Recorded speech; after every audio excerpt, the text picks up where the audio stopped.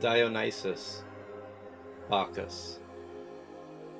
Roman name Bacchus or Liber Pater, free father. Epitaphs, twice born, Bromios, thunderer. Symbols, the thyrsus, a staff carried by the Benyids. The Menyids or the Bacchae, or the Bacnats, his female followers. Vines, satyrs, wine. Drinking cups, bulls, panthers, snakes. Function, god of wine and drunkenness.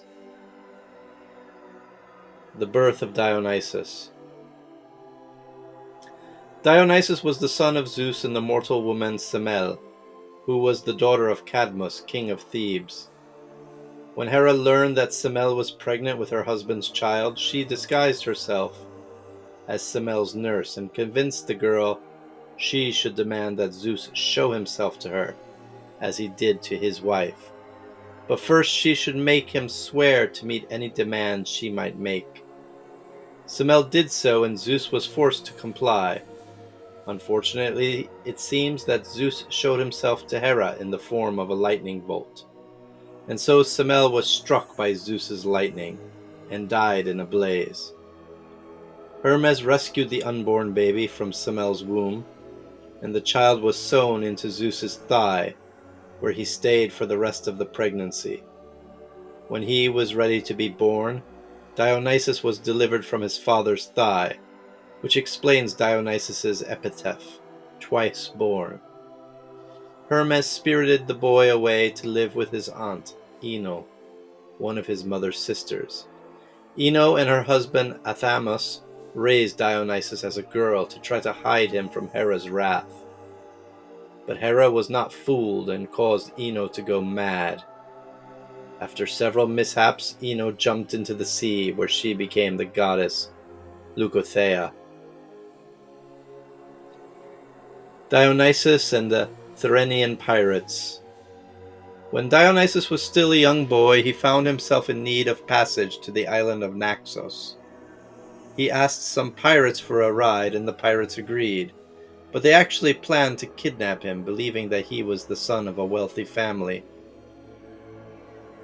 They believed that they would pay a hefty ransom for their child.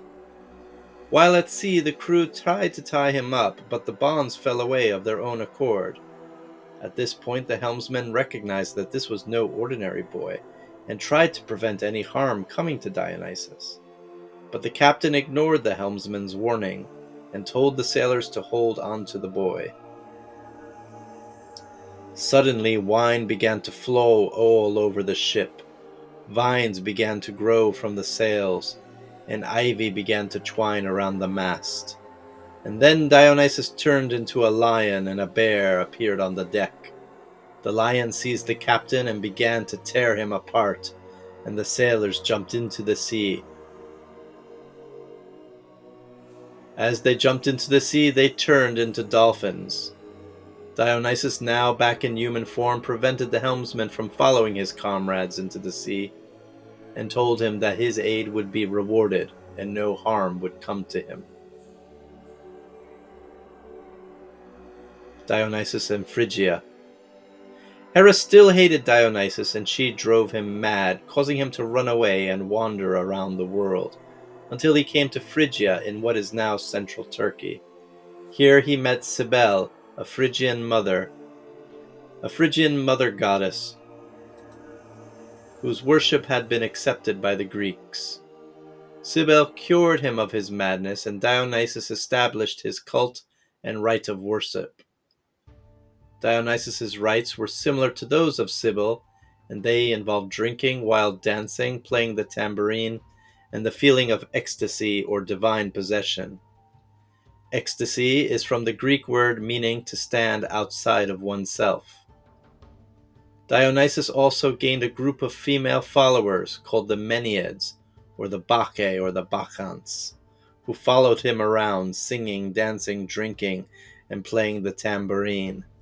The Menyids, their name means mad women, are usually shown in a state of ecstasy. Dionysus is also usually accompanied by satyrs. Satyrs are men with goat's legs, horses' tails, and a vigorous appetite for both wine and sex. They are often shown with huge erections. Dionysus then set his sights on establishing his worship in his homeland, and so he traveled back to Greece.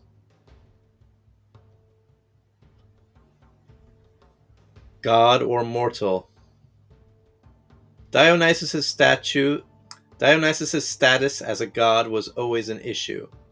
There is an informal rule that if you have one divine parent and one human parent, then you are a human, usually a hero and not a god. Examples include Achilles, Theseus, Helen of Troy, Sarpedon, Aeneas, and many others. But there were exceptions to this rule. Heracles, who became a god and was taken up to Mount Olympus upon his death, and Dionysus.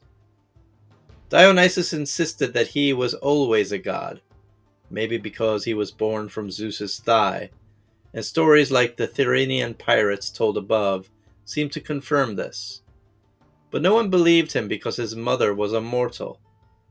So when Dionysus traveled back to Greece to establish his rights, he had trouble convincing people that he really was a god.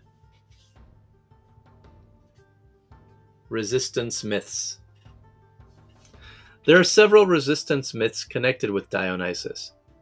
Resistance myths are stories about men or women who tried to resist the worship of a particular god or goddess. In these resistance myths, the attempt of the mortal to resist the god's worship always ends badly. The god or goddess destroys the resisting human and succeeds in establishing his or her worship. There are a number of resistance myths attached to Dionysus, more than for any other god or goddess. Mortals resisted Dionysus' worship partly because they did not believe he was a god, and partly because his worship involved drinking, drunkenness, open sexual expression, and the loss of one's reason or self-control. The most famous resistance myth connected with Dionysus occurred in his city of origin, Thebes, with his cousin Pentheus. After Semele died, her sisters, most notably Agave, spread the rumor that Semele had lied about the paternity of her child, and Zeus had punished her for it with his thunderbolt. As a result, no one in Thebes believed that Dionysus was divine. The years passed, and because Cadmus, the king of Thebes, had only daughters, he gave the throne to Agave's son Pentheus. He gave this when he planned to retire. He was a very young man, perhaps only about 20 or 21 before he became king of Thebes. Dionysus came to Thebes to introduce his worship to his homeland, but Pentheus forbade any of the Theban women to worship him. Pentheus probably did this because he did not believe Dionysus was a god, but he also seems to have been a straight and narrow kind of guy who was disgusted by Dionysus' rituals. A third reason may have been that Pentheus felt that this was a good opportunity to establish his authority. At any rate, Pentheus did not allow the women of Thebes to worship Dionysus. Dionysus, however, caused all the women of Thebes to go mad and run away from their homes. They all left their fathers, husbands, and so on, and they ran towards Mount Catherion, where they became Meneids, singing, dancing, drinking wine, and worshipping Dionysus. Pentheus was upset at this behavior and tried to imprison Dionysus, who had disguised himself as a priest of Dionysus. The god easily escaped from prison, of course, and he took a terrible revenge upon Pentheus, which is depicted in Euripides' play, The Bacchae. Agave and Ino tearing apart Pentheus. Midas. Dionysus extensively traveled around the world. While he was traveling to India, one of his older satyrs, Silenius, when referred to the plural Sileni, they are a group of older and prophetic satyrs, and Silenius is usually considered their leader, wandered away from the group, and as he was a little drunk, he fell into a deep sleep. While he was sleeping, he was captured by a group of Phrygians who sent Cylenius to their king Midas. Midas cared for Cylenius until Dionysus came to collect him. Dionysus was grateful and offered Midas any wish he desired as thanks. Midas asked for the ability to turn anything he touched into gold, and being unable to dissuade Midas from this wish, Dionysus granted it. Initially, Midas was thrilled, but before too long it became apparent that he could no longer eat nor drink, because anything he tried to place in his mouth turned to gold. Midas begged Dionysus to take the gift back, but once a god gives a gift, it cannot be taken back. Dionysus was, however, able to help Midas and told him to bathe in the Pactolius River so that his gift would transfer to the river. And this myth explains why there is so much gold to be found in this river. Dionysus and Ariadne. When Ariadne was abandoned by Theseus on Naxos, Dionysus found her there and married her. She gave birth to several sons, and Hesiod says that Zeus granted her immortality, so she could live with her husband. Some scholars believe that Ariadne originated as a Cretan goddess, who was downgraded to a mortal when the Greeks appropriated the story. The origin of Dionysus. Scholars are divided on the origins of Dionysus. He seems to be a Mycenaean god because his name is found in Mycenaean inscriptions. But his myths and rites, called orgia, are very Eastern. His rituals involved intoxication and a loss of control of the body, called ecstasy, with ek meaning out, and stasi meaning to stand.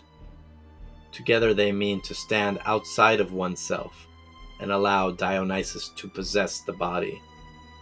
And his sacrifices were performed by tearing the animal limb from limb. This process is called sparagmos. Sometimes Dionysus worshippers would eat the sacrificial victim raw. This is called homophagia. These strange rituals made the Greek traditionalists uneasy, because they had a foreign flair and flew in the face of the Greek ideals of self-control and moderation. Sophrosyne. At some point the theater was connected to Dionysus, but it is unclear how that relationship began. In Athens, the city Dionysia, a festival to Dionysus, became the premier competition for playwrights to show off their work, and for Athens to show off its cultural achievements to travelers coming through the city. Dionysus may have been connected through his ability to alter perception much like theater did, and the addition of the art form to the festival made the proceedings more Greek in nature.